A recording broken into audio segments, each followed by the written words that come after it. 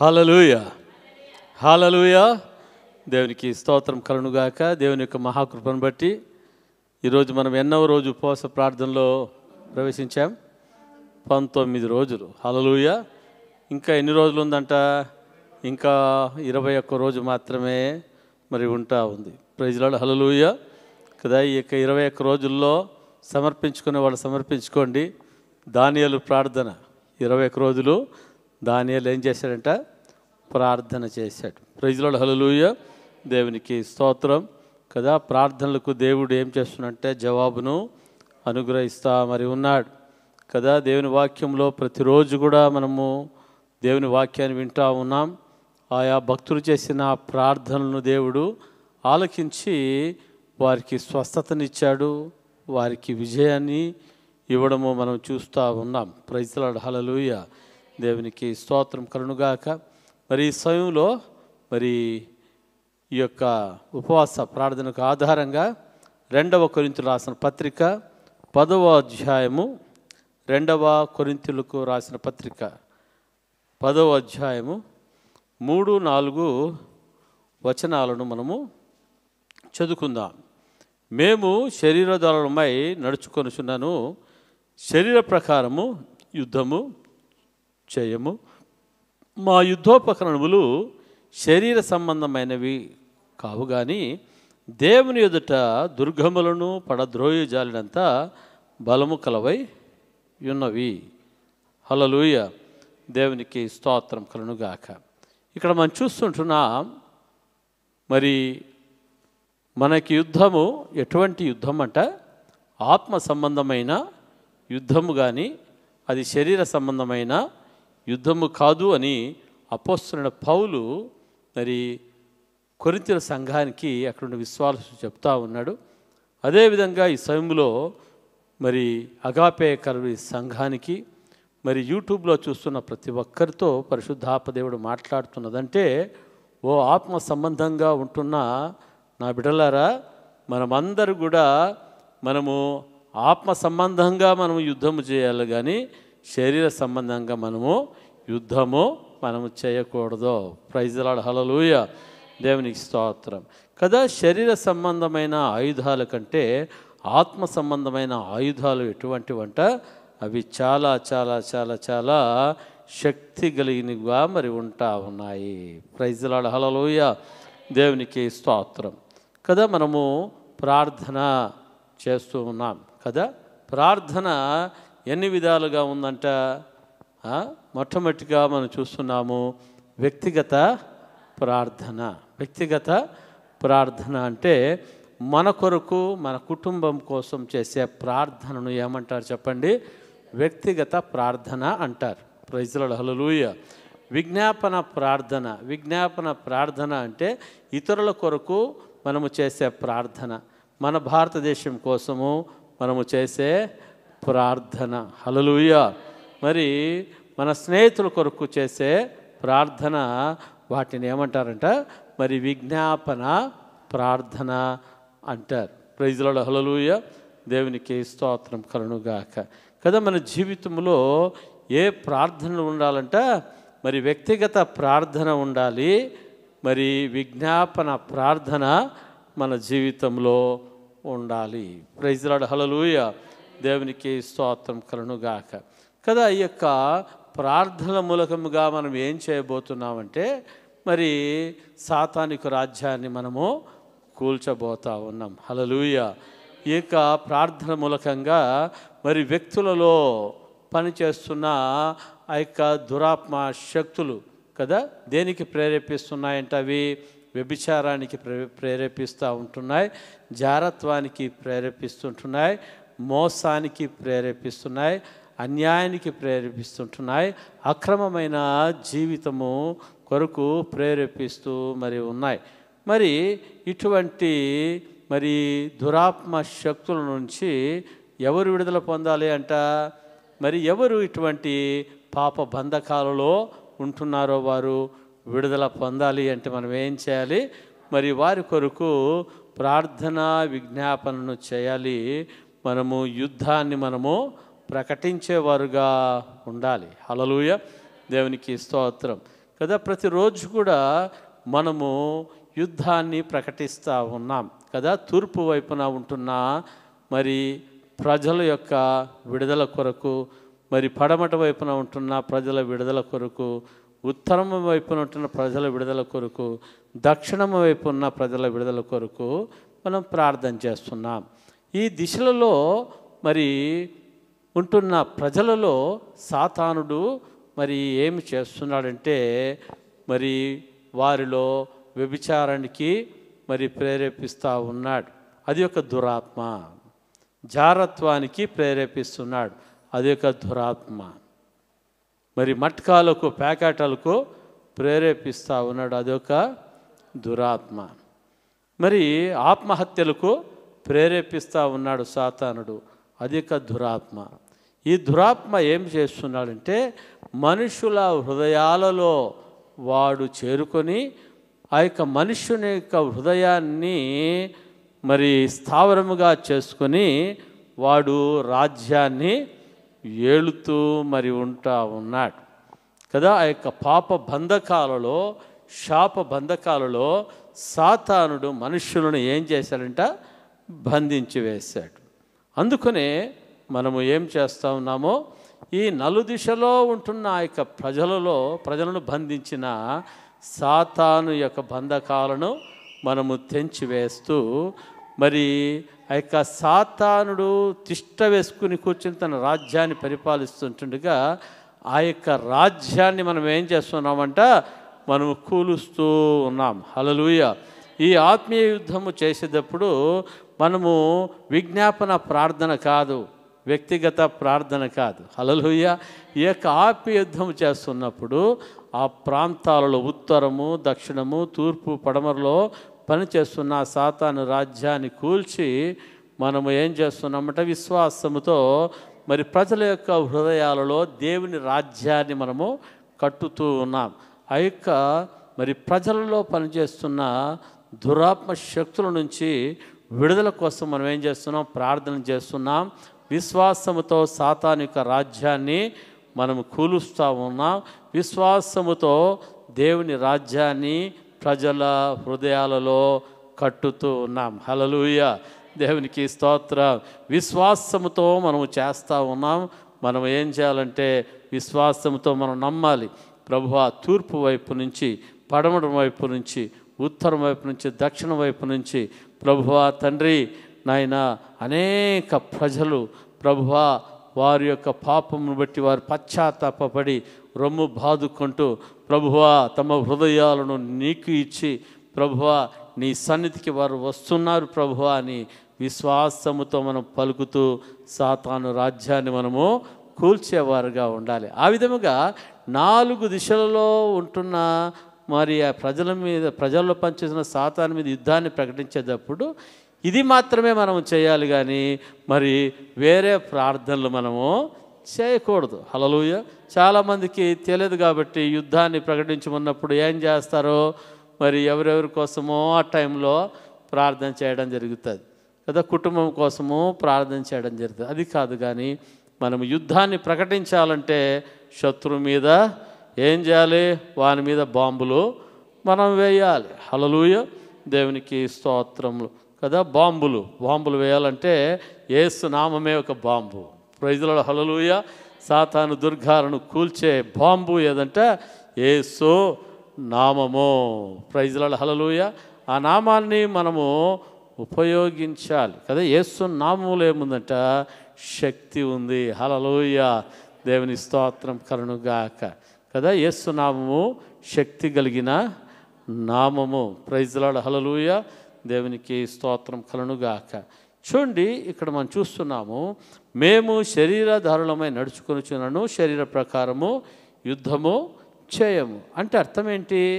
మనము శరీరధారులమై మనం ఉన్నాం, శరీరంలో మనం ఉన్నాం.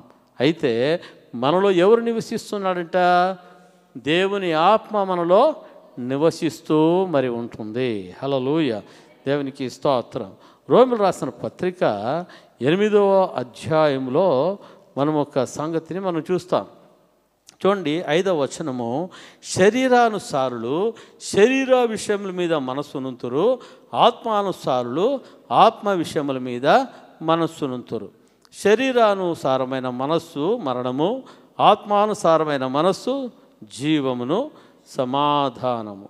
ఆత్మానుసారమైన మనస్సు జీవమును సమాధానములై ఉన్నవి. ఏలైనగా శరీరానుసారమైన మనస్సు దేవునికి విరోధమైనది, అది దేవుని ధర్మశాస్త్రమునకు లోబడదు, ఏమాత్రము లోబడనేరదు. ఇక్కడ చూస్తున్నాము, శరీరానుసారమైన మనస్సు అంటే దేవునికి ఎవరు తమ హృదయాలను ఇవ్వకుండా ఉంటారో వారు ఎటువంటి మనస్సును కలిగి ఉంటారంట? వారు శరీరానుసారమైన మనస్సును కలిగిన వాళ్ళుగా మరి ఉంటారు. వారు దేనికి చోటు ఇచ్చేవారుగా ఉంటున్నారంటే అపవాదికి వాళ్ళు చోటు ఇచ్చేవారుగా మరి ఉన్నారు. అందుకనే ఇక్కడ చూస్తుంటున్నాము, మరి అటువంటి వారు అంట ఇక్కడ చూస్తున్నాము, ఏలైనగా శరీరానుసారమైన మనస్సు దేవునికి విరోధమై ఉన్నది, అది దేవుని ధర్మశాస్త్రమునకు లోబడదు, దేవుని మాటకు అది లోబడదు, ఏమాత్రము లోబడనేరదు. అందుకనే వారు ఏం చేస్తారంట? శరీరానుసారంగా వారు యుద్ధము చేసేవారుగా ఉన్నారు. శరీరానుసారంగా యుద్ధము చేయడం వలన వారి జీవితంలో ఏమి కలుగుతూ ఉంది? అనేకమైన నష్టాలను వారు కొని తెచ్చుకునేవారుగా ఉన్నారు. వారి జీవితాల్లో సమాధానాన్ని వాళ్ళు కోల్పోయేవారుగా మరి ఉన్నారు. ప్రైజ్ ది లార్డ్, హల్లెలూయా కదా. వారికి నోటికి వచ్చినట్లుగా వారు మాట్లాడేవాళ్ళుగా మరి ఉన్నారు. వారు ఇష్టం చొప్పున వారు ప్రవర్తించేవారుగా మరి ఉన్నారు. అయితే ఆత్మానుసారులు ఏం చేస్తారంట? ఆత్మ విషయం మీద మనస్సు నుంచుతారు. హల్లెలూయా. దేని విషయం మీద? ఆత్మ విషయముల మీద మనస్సును ఉంచుతారు. ప్రైజ్ ది లార్డ్, హల్లెలూయా. దేవుని మీద వారి మనస్సును వారు ఉంచేవారుగా మరి ఉన్నారు. ప్రైజ్ ది లార్డ్, హల్లెలూయా కదా. ఆత్మ సంబంధమైన విషయాలు మనం చూసినప్పుడు మొట్టమొదటిగా ఏమంటే దేవుని యొక్క వాక్యముకు వారు వాక్యము మీద వారి మనస్సును ఉంచేవారుగా మరి ఉంటున్నారు. రెండవదిగా మనం చూస్తుంటున్నాం, ప్రార్థన వైపు మనస్సును ఉంచేవారుగా మరి ఉన్నారు. మరి వారు ఎవరి వైపు చూసేవారుగా ఉంటున్నారంట? యేసయ్య వైపు చూసేవారుగా మరి ఉన్నారు. హల్లెలూయా, దేవునికి స్తోత్రం కలుగునుగాక కదా. ఎటువంటి ప్రతికూల పరిస్థితి అయినా ఆత్మానుసారులు దేవుని వైపున వారు చూసేవాళ్ళుగా ఉన్నారు. కానీ శరీరానుసారమైన మాటలు మాట్లాడేవారుగా వారు ఉండరు. భక్తిహీనులు మాట్లాడే మాటల వలె వారు మాటలు మరి ఉండవు. హల్లెలూయా, దేవునికి స్తోత్రం కలుగునుగాక. చూడండి, ఇక్కడ ఒక ఆత్మీయ యుద్ధాన్ని మనం చూస్తూ ఉన్నాం కదా. యెహోషువ గ్రంథంలో మరి యెహోషువ ఇజ్రాయేలు ప్రజలను తీసుకుని వెళ్తూ ఉన్నప్పుడు వారికి ఏం అడ్డం వచ్చిందంట? వారికి ఎరికో అడ్డం వచ్చింది. హల్లెలూయా. ఈ ఎరికో మరి ఇజ్రాయేలు యొక్క భయాన్ని బట్టి ఏం చేశారంట? వాళ్ళు గట్టిగా బీగాలు వేసుకొని మరి పెట్టుకున్నారంట. మరి ఇప్పుడు ఏం చేయాలి? ఈ ఎరికోను దాటిపోవాలి ఇజ్రాయేల్ ప్రజలు. ఎక్కడికి పోవాలి? దేవుడు ఆజ్ఞాపించిన, వాగ్దానం చేసిన పాలు తేనెలు ప్రవహించు దేశానికి వెళ్ళాలంటే ఏం చేయాలంట? మరి వీరికి ఏదేది అడ్డముగా వస్తుందో వాటన్నిటిని కూడా వీరు దాటుకుని పోవాలి. శత్రువులను జయించుకుంటూ మరి వెళ్ళవలసిన పరిస్థితి. హల్లెలూయా, దేవునికి స్తోత్రం కలుగునుగాక. ఎరికో అడ్డం వచ్చింది. ఎరికో అడ్డం వచ్చినప్పుడు యెహోషువ ఏం చేస్తున్నాడంట?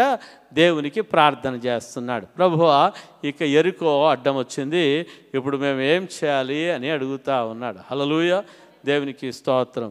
అప్పుడు దేవుడు యెహోషువతో మాట్లాడుతూ ఉన్నాడు. ఓ యెహోషువ, మీరందరూ ఏం చేయాలంటే రోజుకు ఒక్కసారి ఎరికో చుట్టూ తిరగాలి కదా. ఎరికో చుట్టూ తిరగాలి. హల్లెలూయా, దేవునికి స్తోత్రం. అలాగే 6 సార్లు తిరగాలి. 7వసారి ఏం చేయాలి? 7 సార్లు తిరగాలి. తిరిగిన తర్వాత ఏం చేయాలి? మరి యాజకులు మరి వారు కొమ్ములు ఊదుతున్నప్పుడు, బూరలు ఊదుతున్నప్పుడు అందరూ కూడా ఏం చేయాలంట? గట్టిగా కేకలు వేసి స్తుతించాలి. ఆ సమయంలో నేను ఏం చేస్తానంటే ఈ ఎరికో కోట గోడలను నేను కూల్చివేస్తాను. ఎరికో కోట గోడలు ఏమైపోతాయి? కూలిపోతాయి అని చెప్పాడు. Praise the Lord, hallelujah. దేవునికి స్తోత్రం కలుగునుగాక. ఇక్కడ మనం చూస్తున్నాం, శరీర సంబంధంగా ఏమీ కూడా మరి గడాలతోనూ బాంబులతోనూ ఏమి చేసినా కూడా అది కూలిపోయే ప్రసక్తి లేదు. ఎందుకంటే ఎరికో కోట గోడలు ఏ విధంగా ఉన్నాయంట? చాలా పటిష్టంగా ఉన్నాయంట. మరి కొంతమంది చెప్తారు, మరి గొప్ప దైవజనులు ఆ ఎరికో మీద మరి 3 రథములో లేకుంటే 7 రథాలు మరి వెళ్తాయని చెప్పేసి చెప్తారు. అంటే ఆ 7 రథాలు వెళ్తున్నాయి అన్న కాంపౌండ్ వాళ్ళు ఎంత పటిష్టంగా ఉంటుందో ఒకసారి మనము గ్రహించాలి. హల్లెలూయా, దేవునికి స్తోత్రం కలుగునుగాక. కదా, యెహోషువకు మరి ఎటువంటి మనస్సును కలిగిన వాడంటే విధేయతను కలిగిన మనుష్యుడు. ఎటువంటి వాడు చెప్పండి? విధేయతను కలిగిన మనుష్యుడు యెహోషువ. దేవుని మాటకు లోబడేవాడుగా ఉంటున్నాడు. దానికి ముందు మోషే నాయకత్వం కింద పరిచారకుడుగా ఉంటున్న యెహోషువ కూడా ఏం చేసేవాడంటే, మోషే ఏమి చెప్తాడో మోషే మాట ప్రకారంగా జీవించేవాడుగా మరి ఉన్నాడు. ఆ యెహోషువలో ఎటువంటి అవిధేయత కూడా లేనివాడుగా మరి ఉన్నాడు. లోబడే మనస్సు, విధేయతను కలిగిన మనస్సును కలిగిన వాడుగా మరి ఉన్నాడు. ఈ సమయంలో కూడా దేవుడు మాట్లాడిన మాటకు యెహోషువ ఏం చేస్తున్నాడంట? విధేయతను కనపరుస్తూ ఉన్నాడు. హల్లెలూయా. ప్రభువా, ఒక్కరోజు ఒక్కసారి అట్లా 6 రోజులు 6 సార్లు తిరిగితే పర్వాలేదు, కానీ 7వ రోజు 7 సార్లు తిరిగేకి మా వాళ్ళకి కాదు ప్రభువా అని చెప్పేసి మాట్లాడలేదు. హల్లెలూయా, దేవునికి స్తోత్రం కలుగునుగాక. కదా, మరి ఎటువంటి మరి ప్రతికూలమైన మాటలు మాట్లాడలేదు, కానీ ఏం చేస్తున్నాడంటే దేవుని మాటకు లోబడ్డాడు. హల్లెలూయా, లోబడ్డాడు. తర్వాత ఇజ్రాయెల్ ప్రజలకు చెప్పాడు, దేవుడు చెప్పాడు, ఈ యెరికోను దేవుడు మనకు స్వాధీనము చేయబోతున్నాడు. అందుకనే ఇజ్రాయెల్ ప్రజలారా, మనమందరం ఏం చేయాలో తెలుసా? రోజుకు ఒక్కసారి మనమందరూ కూడా తిరగాలి. అట్లాగా 6 రోజులు మనము తిరగాలి. 7వ రోజు 7 సార్లు మనం తిరిగినప్పుడు, హల్లెలూయా, మరి యాజకులు మరి బూరలు ఊదుతూ ఉన్నప్పుడు, ప్రైజ్ ది లార్డ్, హల్లెలూయా, అందరు మనం కేకలు వేస్తే యెరికో కోట గోడలు ఏమైపోతాయంట?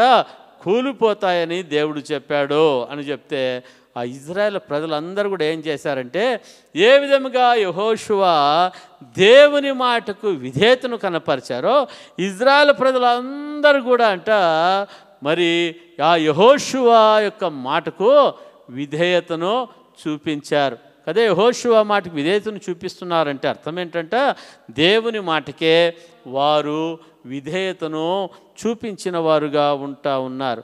ఆ విధముగా మరి వారు రోజుకు ఒక్కసారి 6 రోజులు 6 సార్లు తిరిగేశారు కదా.